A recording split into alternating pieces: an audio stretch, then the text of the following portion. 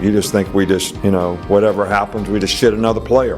And everything's going to be perfect. All of our fans think that. You all think that. That's what you write about.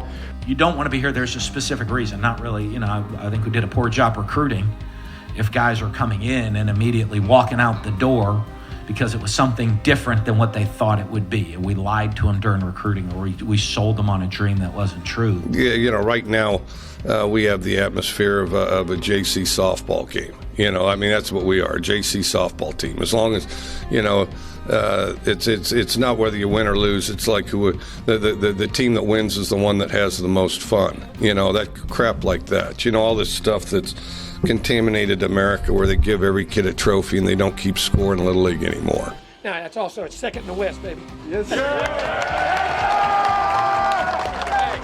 I don't like getting. It's the only time we're ever getting excited about second. From now on, it's first, okay? Winning the SEC probably is harder than winning the national championship. Do you know that? Well, how about them fucking dogs? My language. Turn that damn jukebox on!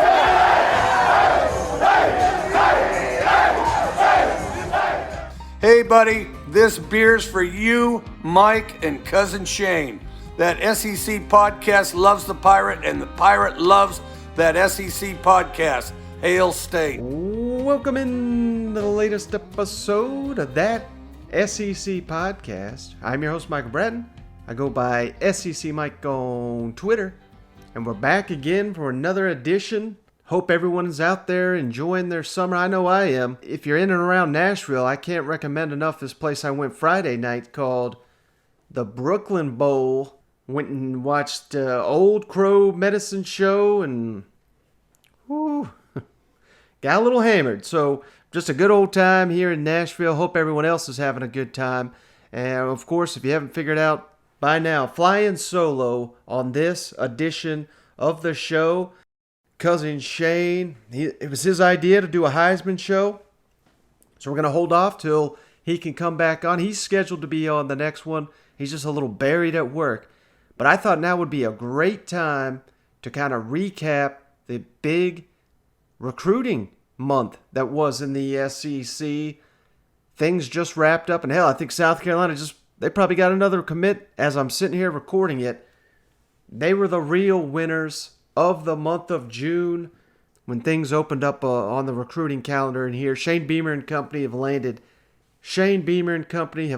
10 commitments in 10 days, with the latest coming from 4-star lineman Ryan Brubaker. And honestly, I was planning on putting this podcast out on Tuesday, but then I got a heads up that we got more commits coming for the Gamecocks. So I held off here, and I got a fun idea, basically breaking down where things stood heading into the month of June when the recruiting calendar opened back up, and where it stands as we're about to go into July with the recruiting is back. We're back in the dead period, which means prospects cannot visit the campuses. Coaches can't go out on the road and visit with the prospects at their high schools or homes or anything like that. So I just thought it'd be a great time to kind of recap, which schools handled this month better. And maybe not even necessarily handle it better, but just, they got the results they were looking for, landed some commits.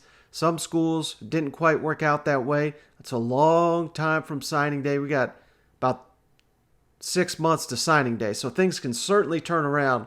But I thought everyone would appreciate just a look around the SEC and how these teams handled the month, this wild, open month of recruiting after the recruiting calendar being shut down for the better part of almost 500 days. And of course, on this show, I just referenced the 24/7 Sports composite rankings. And so those rankings, of course, are 247 Sports, ESPN, and Rivals.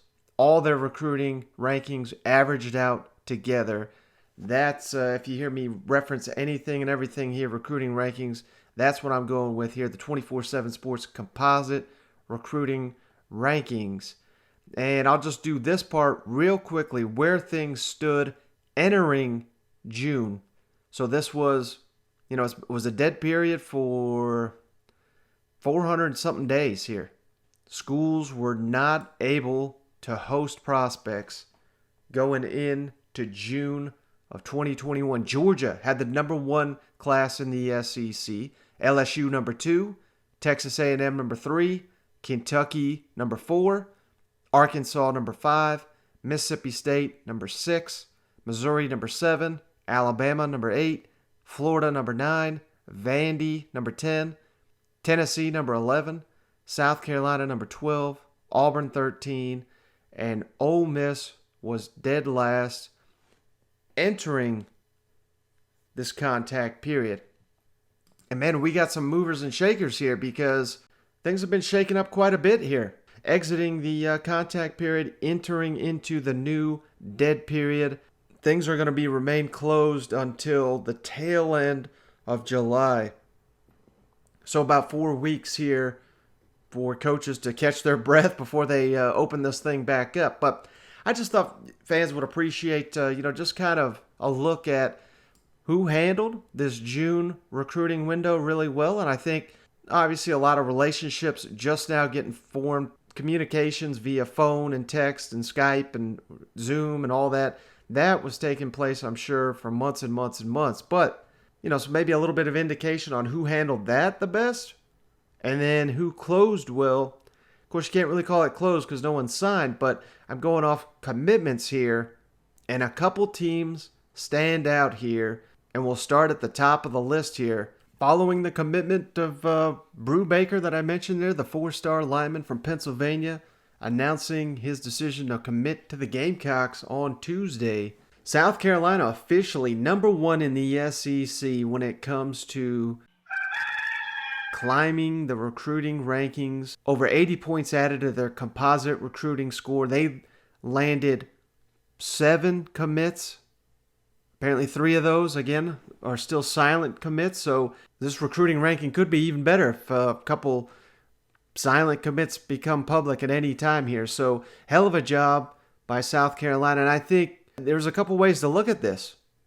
With their new facility, I know that was something that they were able to sell a little bit under Will Muschamp, but just that renewed sense of energy. And, you hire a young staff.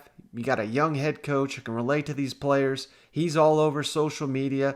You got to imagine that guy, his phone just lives in his hand. He's in constant communication with prospects and their parents and their coaches and everything that goes in with that.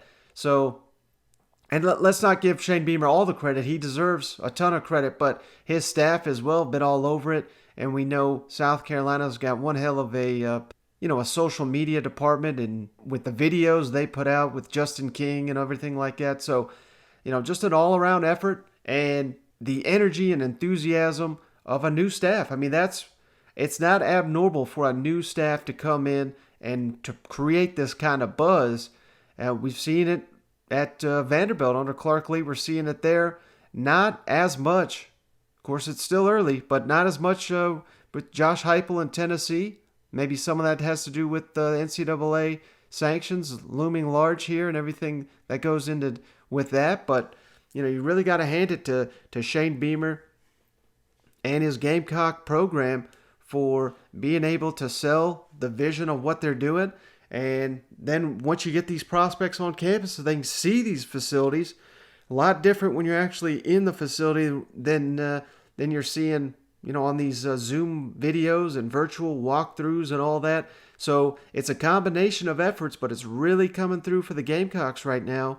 Whereas, another first-year staff really missing the beat here, at least so far when it comes to high school recruiting, and that's the Auburn Tigers. Of course, we know, they're investing big time in facilities upgrades, and their facility is scheduled to be open after the upcoming season. So maybe we see a huge jump in Auburn's recruiting.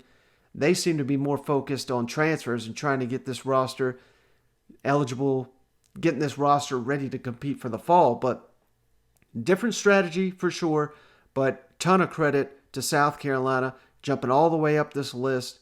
And a lot of people snickering when they hire Shane Beamer.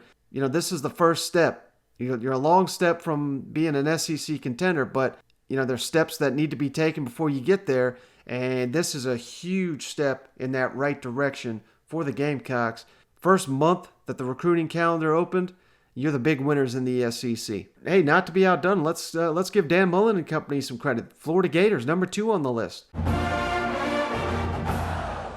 Their composite score went up just over 66 points with 5 new commits.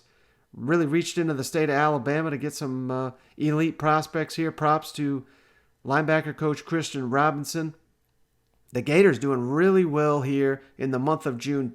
Second most improved composite recruiting score in the SEC in the month of June. Still number 8 in the SEC, but they landed 5 recruits in the month of June. Really racked up their score. That's highest in the SEC in terms of the composite score, going up 66.89 points. So Dan Mullen and company, they deserve a ton of credit. Dan Mullen can't recruit, they say. Hell, they did in the month of June. Credit the Gators for handling this month of open recruiting. All right, number 3 on the list. No surprise. Alabama. Roll Tide! They jumped up 36 points in the composite rankings with just 2 commits. So Alabama now has the number 4 ranking in the SEC, and they've only got 8 commits. That's one of the fewest in the SEC. Only you have to go way down the list here to number 12. Tennessee's got 6 commits to get down to a recruiting class that has as few commits as Alabama in the current recruiting cycle. That just an indication of the caliber of athletes that are currently committed to Nick Saban's program. So, again, no surprise. I mean, that's all Nick Saban has done, aside from win SEC and national championships since he got to Tuscaloosa, is just recruit like gangbusters. And they're doing it again during the month of June. They had the 3rd highest increase in their recruiting rankings just from the month of June.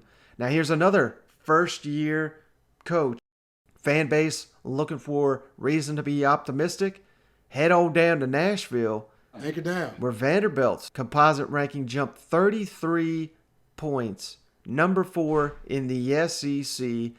Gotta love what Clark Lee and Barton Simmons down there on the West End are doing to add to the overall talent and depth on the Commodores roster. If you missed the video there, the Commodores just revealed their new locker room. So, ton of hype and optimism. We all know the $300 million facility upgrade that's being planned there in Nashville. So, man, if they get the ball rolling on the field, on the recruiting trail, maybe we finally have a little bit of optimism here at Vanderbilt. I can't wait to see that.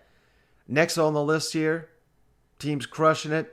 Texas A&M. Gigamaggots. They increased their composite recruiting ranking 24.9 points overall, 5th best in the SEC with 2 commits. They also landed a quarterback here recently from the 2023 class. So, no, more than anything, what that says to me is they are not in the Arch Manning sweepstakes. Not that who knows if they ever were. Really, I know Arch has got his eye on damn near every power program here in college football. Clemson, Alabama, Georgia, LSU, but not the Aggies, because they got themselves a 4-star quarterback, and hell, they've got a 5-star in the current class. So maybe old Arch is scared to compete down there in College Station. I don't know, but Texas A&M starting to ramble like Cousin Shane. Texas A&M up. The Aggies increased 5th biggest increase in the SEC. How about this? Ole Miss, so Ole Miss. they were dead last entering June, the contact period in the SEC recruiting, and they've increased their score by over 19 points by landing a pair of commits, including a 4-star out of Tennessee over the weekend. So Lane Kiffin and company, number 6 in the SEC, 6th biggest increase in the month of June, and not to be outdone, staying in the state right there, Mississippi State. They've increased their score by 16, so it's a close race here in the state of Mississippi right now.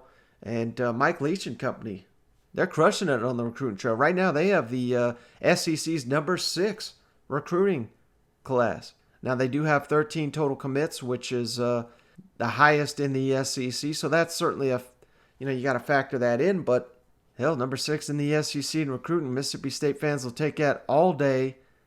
And hell, they're doing better than next on the list here, Tennessee, 15.9 points. Balls are back. And before long, we'll be taking a bite out of everybody we play's ass. Increase with just one commit over the month of June. Josh Heupel and company really need to do better if they're going to improve this program. But of course, they're dealing with the uncertainty of the NCAA sanctions. And what can you really pitch to recruits that's not seeing this offense? I mean, it's going to be the same old, same old. It doesn't matter who the coach is. Hell, Jeremy Pruitt was singing the praises of what he was going to do. Same as Butch Jones, same as Derek Dooley, same as old Lane Kiffin before he jumped to old USC. So I'd say recruits are tired of hearing Tennessee coaches talk. Got to see what they can do on the field. And, of course, got to get some clarity on what the hell's going on with the uncertainty around the NCAA violations. So Tennessee right here at number 8, most improved in the SEC. Next on the list, Missouri. M-I-Z! Their composite score went up 13 points, and they did that by flipping that LSU commit, 4-star defensive back, about a week ago. So that's helped their class improve here by 13 points in the composite rankings. And they've got a couple 5-stars eyeing the program, some in-state receivers. So Eli Drinkowitz and company, man, you land those guys, you'll fly up this list. Now, I'm not saying they're going to, but getting them on campus, getting them on your radar, that's the first start.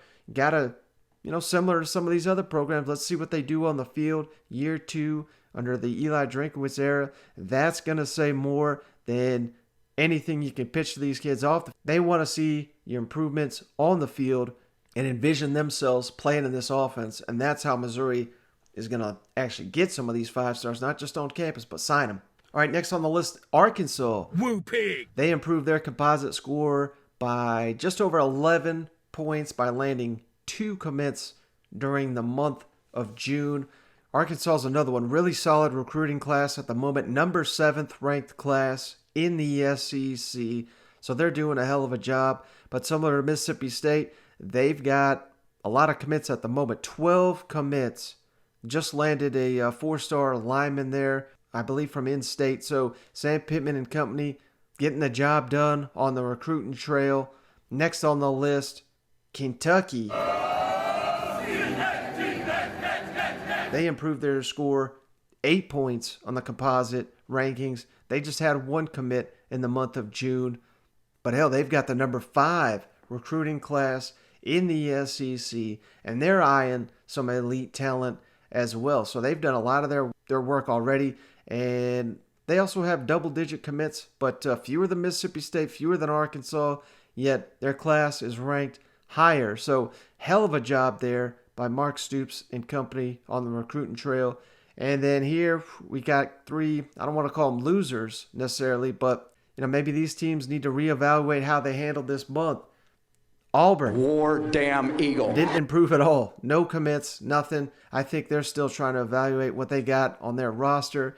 And of course, they've been heavy involved in the transfer portal. So I think this coaching staff a little bit more focused on the team that's going to be hitting the field here in a couple months than they are on the recruiting trail. That's not to say they've ignored it. Hell, we know that's not the case. But I know they just lost a in-state lineman they were after, just committed to Florida State. So work to be done, but way too early to be hitting the panic button. While Shane Beamer at South Carolina and Clark Lee at Vanderbilt are crushing it, kind of seeing the same thing here with Josh Heupel at Tennessee. I mean, it's really tough for these new staffs to have these relationships with these guys. Everybody that Auburn had on campus was first time they were meeting these coaches in person. So not stunning that they didn't land any commits this month, but you got to do better than that. And surely Brian Harsin and company with the staff, with all the SEC experience, with the coaches that he's got on his staff that have played at an incredibly high level in college and the NFL, they'll get it done. 2 programs here in the SEC actually lost points, but don't feel too bad for these 2 because they are currently at the top of the recruiting rankings in the SEC. LSU their score went down 17 points. They lost 2 commits. And Georgia, their score went down 22 points. They also lost a couple commits, but they gained 1 as well. So LSU and Georgia, the only 2 that lost points during the month of June, and that was due to decommitments. But, you know, like I said, LSU's got the SEC's number 1 class. Georgia's right behind them at number 2, and each of those programs have 11 commits, and you got to figure basically everybody on their radar at this point's a blue chip player. So they will rebound here shortly. But I just thought it would be kind of interesting to provide a little window in how each of these teams handled the recruiting window. And some of this, you know, Florida, like I said, back to the top of the list here, some fans were questioning their strategy because they, if I'm not mistaken, they went pretty heavy on these official visits during the month of June as soon as the calendar opened up. And hell, a lot of programs did. But there's other programs, like I was reading, I know no one gives a damn about Clemson, but I was reading a profile on their recruiting strategy. Apparently they refuse to host anyone during this time of year for an official visit. They wait till the fall. So each recruitment's different. We all know that. Hell, credit Dan Mullen and company, Shane Beamer, Nick Saban, Clark Lee, and Jimbo Fisher at the top of the list here. They read the room essentially. They knew their prospects. They knew how to handle it. And now they're reaping the benefits of how they handled this June open period on the recruiting calendar. All right, but real quick, we got a couple news items. Still a really slow time in the SEC. Not a ton going on here. We're getting deep into the weeds here. But let's head on down to Baton Rouge. It's my honor to present the National Championship Trophy to Coach Ed Ogeron and the LSU Tigers. Because we do have, you know, I don't want to overstate this news or anything, but projected starting left tackle Dare Rosenthal has made the decision to enter the transfer portal. Jimmy Smith of Tiger Details, who broke this news, that Rosenthal had a violation of team rules, and that led to his decision to enter the NCAA transfer portal. And Rosenthal, you know, he was penciled in to start as the left tackle for the Tigers. They were set to return the entire starting offensive line this season. Now, doesn't look like that's going to be the case.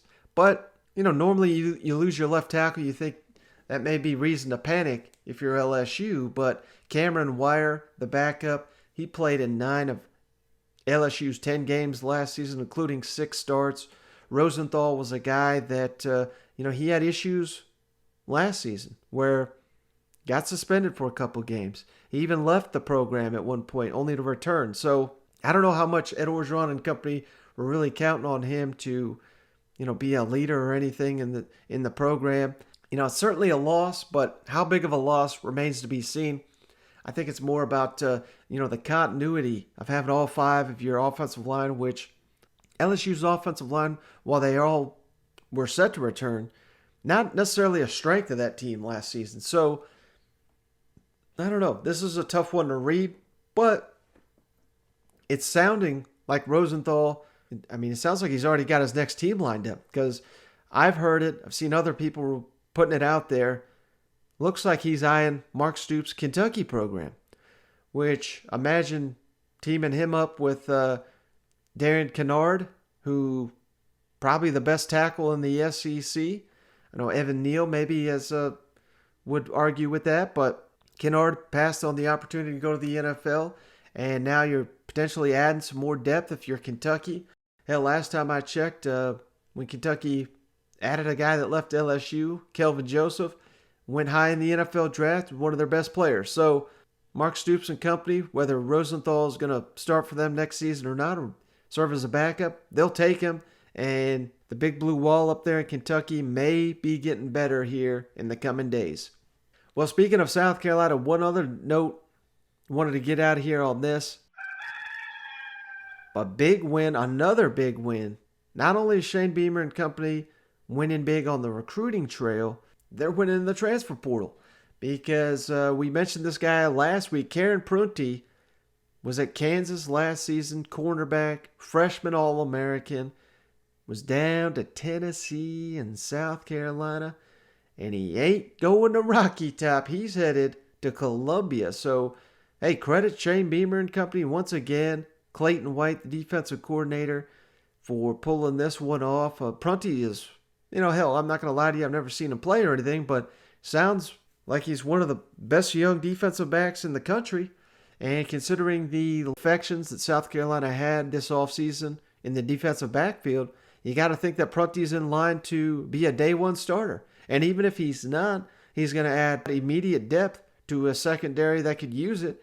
And again, this guy's got 4 years of eligibility remaining because last season, everyone's given a free year of eligibility. So, if he's a freshman All-American, it's unlikely he's going to be staying for 4 more years because he's probably off to the NFL in 2 or 3 years. But South Carolina will take whatever they can get from him. They're going to get a multi-year contributor, if not multi-year starter. And best of all, you beat out a division rival. You beat out another first-year SEC coach. And it's somewhat of a statement on the recruiting trail because now public perception is we got a touted transfer freshman All-American picking South Carolina over Tennessee.